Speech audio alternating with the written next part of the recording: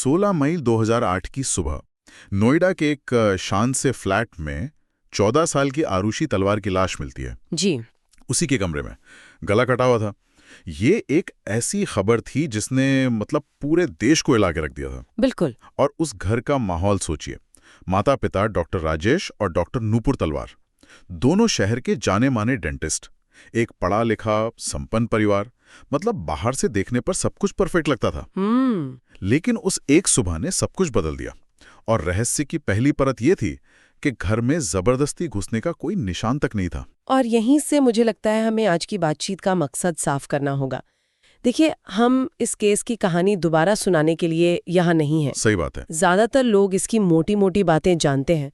आज हम उन स्रोतों के आधार पर यह समझने की कोशिश करेंगे कि ये केस असल में 3 बड़ी विफलताओं का एक परफेक्ट स्टॉर्म कैसे बना। 3 विफलताएं? हाँ।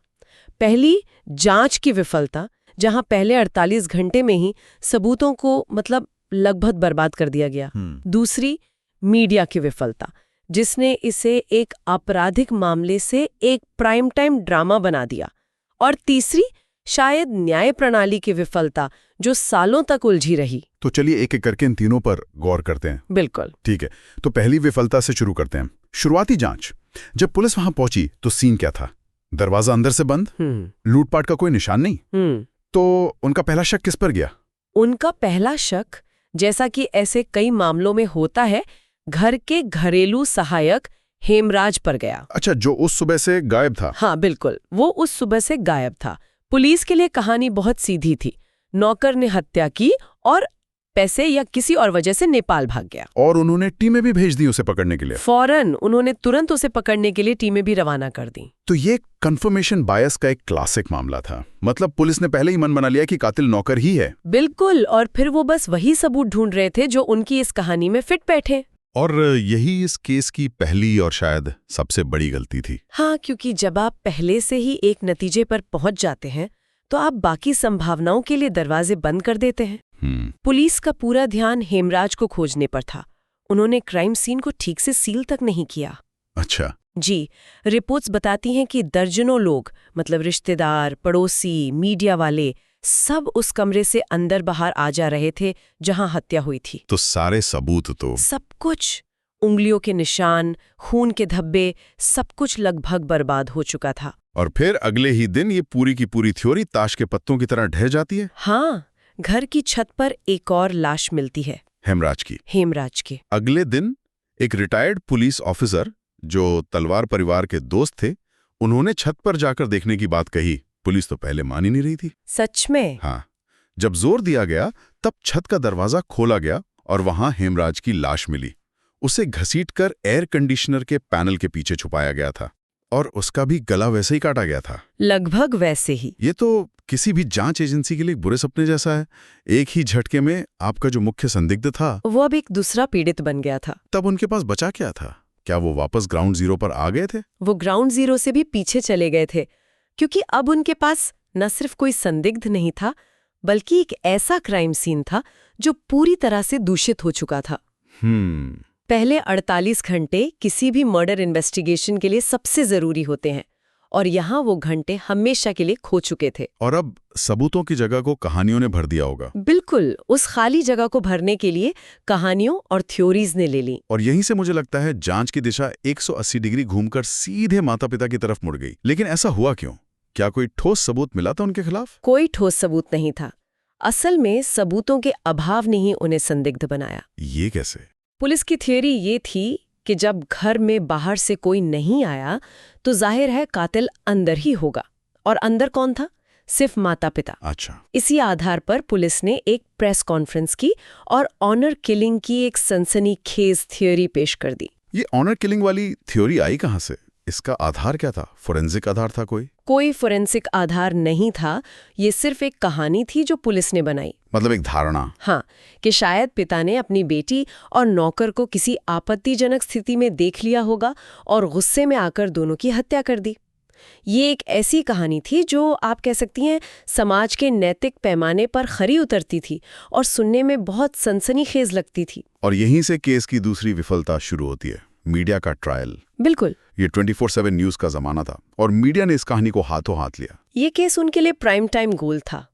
एक अमीर पढ़े लिखे परिवार की कहानी, धोखा और हत्या। मीडिया ने पुलिस की लीक की हुई थ्योरीज को फैक्ट्स की तरह पेश करना शुरू कर दिया। तलवार दंपत्ति का मतलब एक तरह से चरित्र हनन किया गया। उनकी निजी जिंदगी को उछाला गया। उनकी निजी जिंदगी, उनके रिश्ते, सब कुछ पब्लिक डोमेन में उछाल दिया गया। हर शाम टीवी पर बहस होती थी जहां एंकर और गेस्ट जज बनकर फैसला सुना रहे थे। इसका जांच पर क्या असर पड़ा होगा? क्या मीडिया का दबाव पुलिस को किसी खास दिशा में ढकेल रहा था? जाहिर तौर पर जब कोई केस इतना हाई प्रोफाइल हो जाता है तो जांच एजेंसियों पर नतीजे देने का भारी दबाव होता है। मीडिया ने एक माहौल बना दिया था कि माता पिता ही दोषी हैं। इस माहौल में निष्पक्ष जांच करना और भी मुश्किल हो जाता है। सबूतों से ज्यादा धारणाएं हावी होने लगती हैं। और इसी के चलते तलवार दंपत्ति को गिरफ्तार कर लिया गया। हाँ, जबकि उनके खिलाफ कोई सीधा सबूत था ही नहीं। ठीक है, तो जांच में गड़बड़ी हुई, मीडिया ने अपना ट्रायल चलाया। इसके बाद ये मामला देश की सबसे बड़ी जांच एजेंसी सीबीआई के पास गया।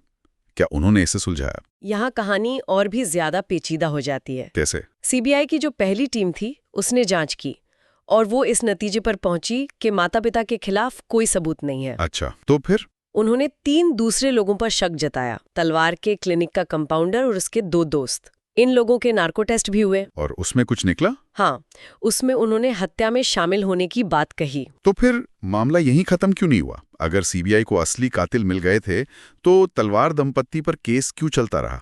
क्योंकि एक तो नार्को टेस्ट का वीडियो लीक हो गया और दूसरा अदालत में इसे एक पुख्ता सबूत नहीं माना जाता। इसी बीच सीबीआई में लीडरशिप बदल गई और एक नई टीम ने जांच संभाली और इस दूसरी टीम ने पहली टीम के काम को खारिज कर दिया। पूरी तरह से? हाँ, और वापस तलवार दंपत्ति पर ही फोकस करना शुरू कर दिया। लेकिन मजे की बात यह है कि उनके पास भी कोई नया सबूत नहीं था। ये तो बहुत अजीब है। एक ही एजेंसी की 2 टीमें और 2 बिल्कुल अलग अलग नतीजे। हाँ, और यहीं से केस की तीसरी विफलता की नींव पड़ती है, न्याय प्रणाली का उलझाव। मतलब? दूसरी सीबीआई टीम ने सबूतों के अभाव में कोर्ट में एक क्लोजर रिपोर्ट दाखिल की। लेकिन उस रिपोर्ट में उन्होंने ये भी लिखा कि उनका शक अभी भी माता पिता पर ही है। तो क्लोजर रिपोर्ट भी और शक भी? बिल्कुल। गाजियाबाद की विशेष अदालत ने इस क्लोजर रिपोर्ट को खारिज कर दिया और माता पिता पर ही मुकदमा चलाने का आदेश दे दिया। और फिर 2013 में उसी निचली अदालत ने उन्हें दोषी ठहरा दिया। हाँ, ये फैसला परिस्थितिजन्य साक्ष्यों पर आधारित था। इसका क्या मतलब था इस केस में? अभियोजन पक्ष ने ऐसी कौन सी कड़ियां जोड़ी थीं? देखिए, कोई चश्मदीद नहीं था, कोई हथियार बरामद नहीं हुआ, तो सीबीआई ने एक थियरी बनाई। जैसे कि रात में घर का internet router bar bar on off हुआ, जो ये दिखाता है कि घर में लोग जागे हुए थे। या फिर आरुषि के कमरे से कोई चीख नहीं सुनी गई, जिसका मतलब था कि कातिल कोई अपना था। उन्होंने ये भी कहा कि क्राइम सीन को देखकर ऐसा लग रहा था कि उसे साफ करने की कोशिश की गई है। यही वो छोटी छोटी कड़ियां थीं जिन्हें जोड़कर माता पिता के खिलाफ एक कहानी बनाई गई। लेकिन ये अपने आप में हैरान करने वाली बात है। बिना हत्या के हथियार के, बिना किसी चश्मदीद गवाह के कोई जज किसी को हत्या का दोषी कैसे ठहरा सकता है? ये बहुत ही असाधारण है और इसीलिए ये फैसला इतना विवादास्पद था। निचली अदालत के जज ने लास्ट सीन थ्योरी पर बहुत ज्यादा भरोसा किया। यानी आरुषि को आखिरी बार जिंदा उसके माता पिता के साथ ही देखा गया था? हाँ, और सबूतों की इस श्रृंखला पर। उनका मानना था कि इन परिस्थितियों में घर में किसी और का होना नामुमकिन था। लेकिन कहानी यहाँ भी खत्म नहीं हुई। 4 साल बाद 2017 में इलाहाबाद हाईकोर्ट ने इस फैसले को पूरी तरह से पलट दिया। हाँ, और हाई कोर्ट का जो फैसला था वो हमारे न्याय प्रणाली के एक बहुत जरूरी सिद्धांत को सामने लाता है। क्या था वो? उन्होंने कहा सिर्फ शक के आधार पर, चाहे वो कितना भी गहरा क्यों ना हो, किसी को दोषी साबित नहीं किया जा सकता। मतलब सबूत चाहिए। बिल्कुल। हाईकोर्ट ने माना कि सीबीआई की कहानी में बहुत सारी कमियां थीं। उदाहरण के लिए सीबीआई ये साबित नहीं कर पाई कि बाहर से कोई घर में आ ही नहीं सकता था। उन्होंने सबूतों की श्रृंखला में जो टूटी हुई कड़ियां थीं उनकी ओर इशारा किया। तो इसका मतलब हाईकोर्ट ने माना कि निचली अदालत का फैसला गलत था। उन्होंने ये तक कहा कि निचली अदालत ने एक फिल्म डायरेक्टर की तरह काम किया और सबूतों के बीच के खालीपन को अपनी कल्पना से भर दिया। अच्छा। हाईकोर्ट ने कहा कि अभियोजन पक्ष ये साबित करने में पूरी तरह नाकाम रहा कि तलवार दंपत्ति ही हत्यारे थे। इसलिए संदेह का लाभ आरोपी को देते हुए उन्हें बरी कर दिया गया। तो वो बरी हो गए। लेकिन क्या बरी होने का मतलब निर्दोष होना है, या इसका मतलब सिर्फ दोषी साबित नहीं हुआ है? ये एक बहुत महत्वपूर्ण कानूनी अंतर है। बरी होने का मतलब है कि अभियोजन पक्ष अपना मामला संदेह से परे साबित नहीं कर पाया। ये हमारी कानूनी व्यवस्था का एक स्तंभ है कि 100 गुनहगार भले ही छूट जाएं, लेकिन एक बेगुनाह को सजा नहीं होनी चाहिए। तो कानूनी तौर पर वो आजाद है। हाँ, लेकिन ये फैसला ये नहीं कहता कि असली कातिल कौन था। ये उस सवाल को खुला छोड़ लेता है। तो इसका कुल मतलब क्या निकलता है? सालों की जांच, मीडिया ट्रायल्स, एक अदालत से सजा और दूसरी से रिहाई, इन सब के बाद हम आज भी वहीं खड़े हैं जहां से 2008 में शुरू हुए थे। हमारे सामने वही अनसुलझा सवाल है। अगर तलवार दंपति ने हत्या नहीं की तो फिर असली कातिल कौन था? और ये हमें वापस उन 3 विफलताओं पर ले आता है। पहली, पुलिस की शुरुआती जांच की विफलता ने सबूतों को हमेशा के लिए नष्ट कर दिया। दूसरी, मीडिया की विफलता ने इतना शोर पैदा किया कि सच और झूठ में फर्क करना नामुमकिन हो गया। और तीसरी, न्याय प्रणाली की विफलता। वो ये है कि इतने सालों के बाद भी वो देश को एक निश्चित जवाब नहीं दे सकी। ये सिर्फ एक डबल मर्डर का केस नहीं रह गया है। ये इस बात की भी कहानी बन गई है कि कैसे हमारा सिस्टम खुद ही एक त्रासदी बन सकता है। सही बात है। तलवार दंपति बरी हो गए, लेकिन उन्होंने अपनी बेटी खोई, सालों तक जेल में रहे, और समाज की नजरों में आज भी कई लोगों के लिए वो सवालों के घेरे में है। और हमें ये नहीं भूलना चाहिए कि इस पूरी कहानी में 2 लोगों की जान गई थी, आरुषि और हेमराज। लेकिन उनके कातिल आज भी आजाद है। उन्हें कभी इंसाफ नहीं मिला। कभी नहीं। ये केस हमारी जांच एजेंसियों और मीडिया के लिए एक आईना है, जो ये दिखाता है कि जब चीजें गलत होती हैं तो उसका अंजाम कितना भयानक हो सकता है। ये मामला एक जरूरी सवाल भी खड़ा करता है। जब किसी अपराध की जांच खुद एक कहानी बन जाए और सबूतों से ज्यादा जांच की गलतियां और मीडिया की थियरीज चर्चा में रहें, तो क्या ऐसी स्थिति में न्याय की उम्मीद की जा सकती है? या फिर सच इस सारे शोर के नीचे कहीं हमेशा के लिए दबकर ही रह जाता है?